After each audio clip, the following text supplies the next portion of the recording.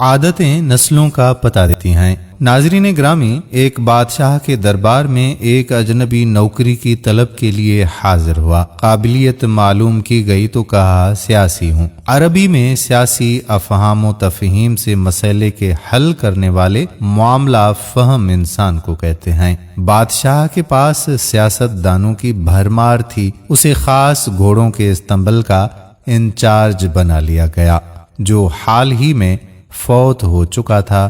اس کی چارج اس شخص کو دی گئی۔ چند دن بعد بادشاہ نے اس سے اپنے سب سے مہنگے اور سب سے عزیز ترین گھوڑے کے متعلق دریافت کیا۔ اس نے کہا، بادشاہ سلامت، یہ نسلی نہیں ہے۔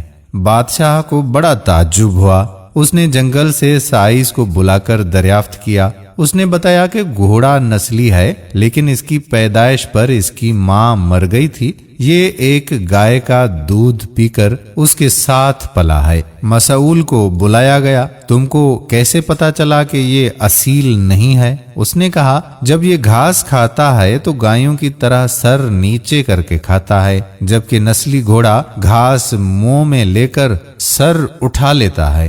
بادشاہ اس کی فراست سے بہت زیادہ متاثر ہوا۔ مسئول کے گھر اناج، گھی، بھنے دمبے اور پرندوں کا اعلیٰ گوشت بطور انعام بھجوا دیا۔ اس کے ساتھ ساتھ اسے ملکہ کے محل میں تعینات کر دیا گیا۔ چند دنوں کے بعد بادشاہ نے مصاحب سے بیگم کے بارے میں رائے مانگی۔ اس نے کہا کہ بادشاہ سلامت، طور و اعتبار تو ملکہ جیسے ہیں، لیکن شہزادی نہیں ہے۔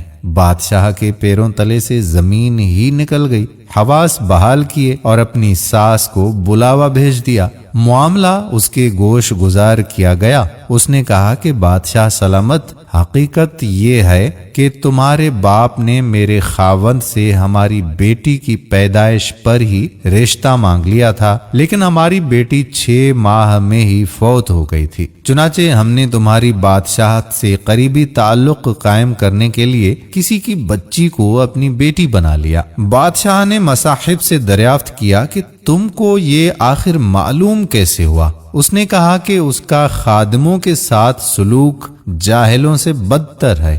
بادشاہ اس کی فراست سے خاصا متاثر ہوا۔ بہت سارا اناج، بھیڑ بکریاں بطور انعام اس کے گھر بھجوا دیے، ساتھ ہی اسے اپنے دربار میں متعین کر دیا۔ کچھ وقت گزرا، مصاحب کو بلایا، اپنے بارے میں دریافت کیا۔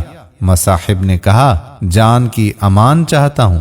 بادشاہ نے وعدہ کیا تو اس نے کہا، نہ تو تم بادشاہ زادے ہو، نہ تمہارا چلن بادشاہوں والا ہے۔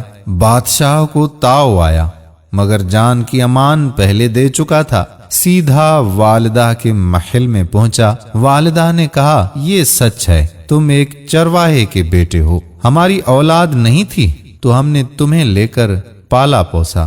بادشاہ نے مصاحب کو بلایا، پوچھا، بتا تجھے کیسے علم ہوا؟ اس نے کہا کہ بادشاہ جب کسی کو انعام و اکرام دیا کرتے ہیں تو ہیرے، موتی، جواہرات کی شکل میں دیتے ہیں، لیکن آپ بھیڑ بکریاں، کھانے پینے کی چیزیں عنایت کرتے ہیں۔ یہ اسلوب بادشاہ زادے کا نہیں ہو سکتا، کسی چرواہے کے بیٹے کا ہی ہو سکتا ہے۔ تو دوستو، عادتیں نسلوں کا پتہ دیتی ہیں۔ عادات، اخلاق اور طرز عمل خون اور نسل دونوں کی پہچان کرا دیتے ہیں۔ امید کرتے ہیں کہ ہماری آج کی ویڈیو بھی آپ کو ہمیشہ کی طرح پسند ضرور آئی ہوگی۔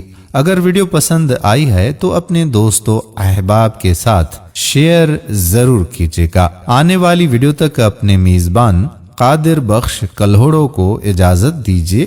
اللہ نگہبان۔